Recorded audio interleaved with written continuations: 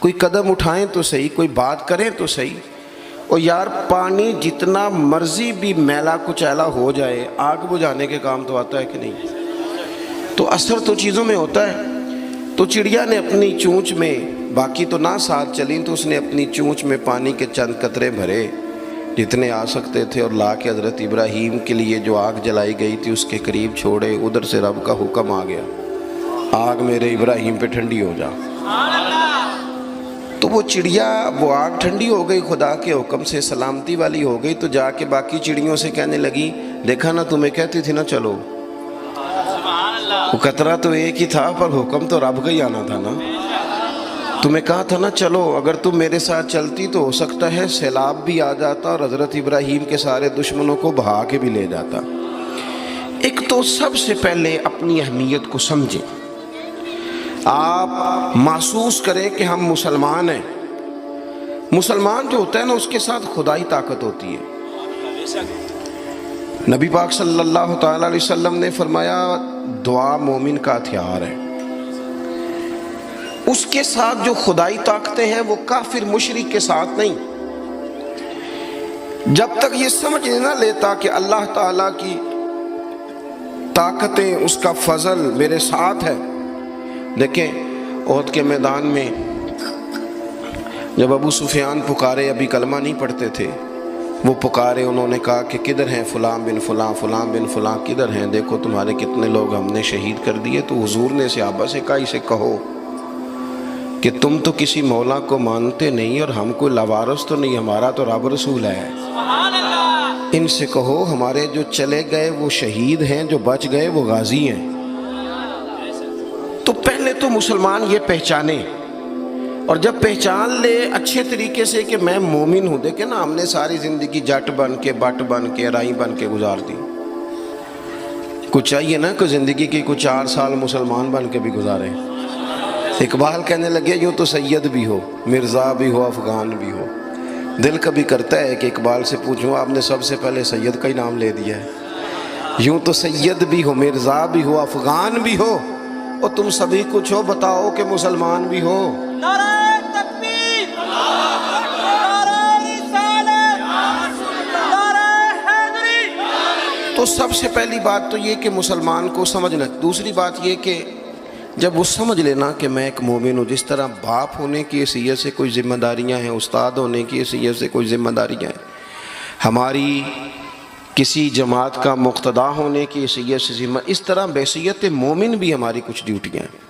اللہ تعالیٰ نے قرآن مجید میں فرمایا والعصر، محبوب آپ کے زمانہ پاک کی قسم ہو، ان الانسان لفی خسر، بے شک انسان نقصان میں، خسارے میں، سب انسان نقصان میں، الا الذین، سوائے ان لوگوں کے، آمنوا وعملوا الصالحات، جو ایمان لائے اور پھر نیک اعمال بھی کیے۔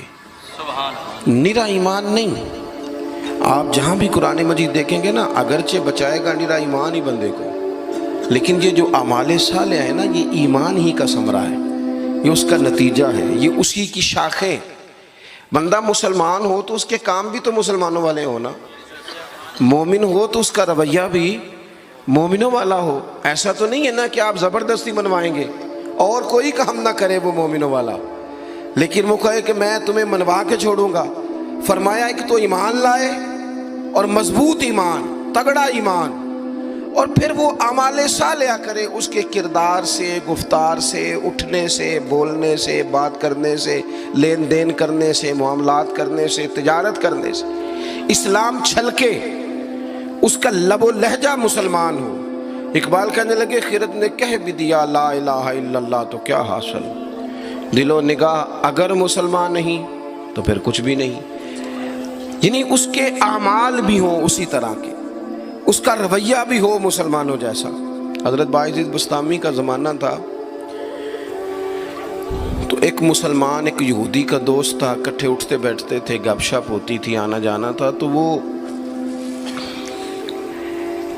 مسلمان اس یہودی سے کہنے لگا تیرا میرا یارانہ بڑا پرانا ہے، تو مسلمان کیوں نہیں ہو جاتا؟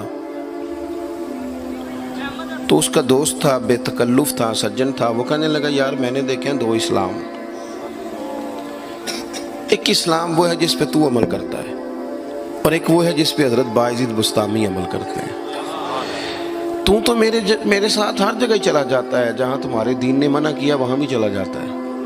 تو ایک تو ہے تیرے والا اسلام، جس طرح کی بولی میری اسی طرح کی تیری، جس طرح کا آنا بہنا اٹھنا بیٹھنا کھانا پینا میرا اسی طرح کا تیرا۔ تو اگر تم کہہ رہا ہے تیرے والا اسلام قبول کروں تو اس میں تو صرف ایک کلمے کا فرق ہے معاذ اللہ، باقی تو سب وہی ہے۔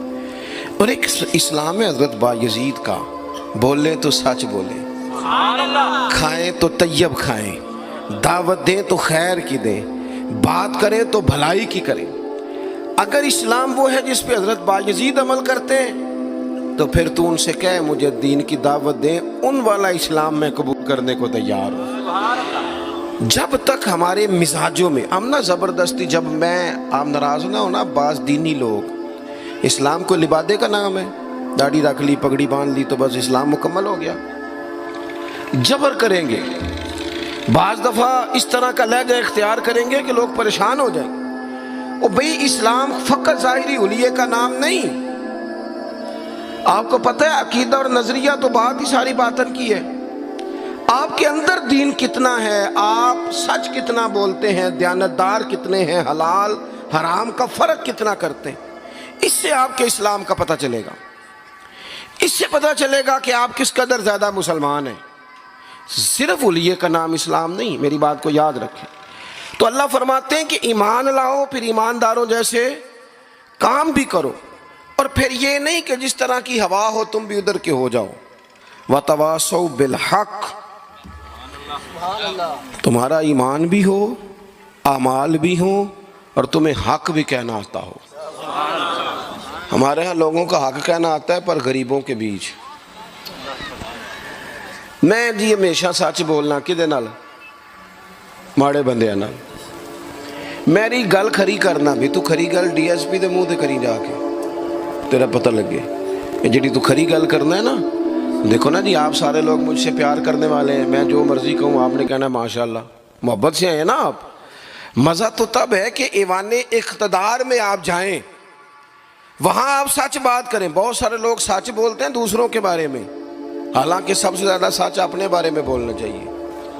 لوگوں کے عیب چھپانے کا حکم ہے وہ دنیا بیان کرتی ہے، اور اپنے لیے استغفار کا معاملہ ہے وہاں لوگ دعویٰ نیکی کر جاتے ہیں۔ حق بات کی جائے، حق۔ اور یہ بات یاد رکھ لیں، جب آپ حق کے داعی ہیں پھر آپ کہیں میں سکون تلاش کروں، رات کو آرام سے سوؤں، دن کو موج سے کھاؤں، یہ ہو نہیں سکتا۔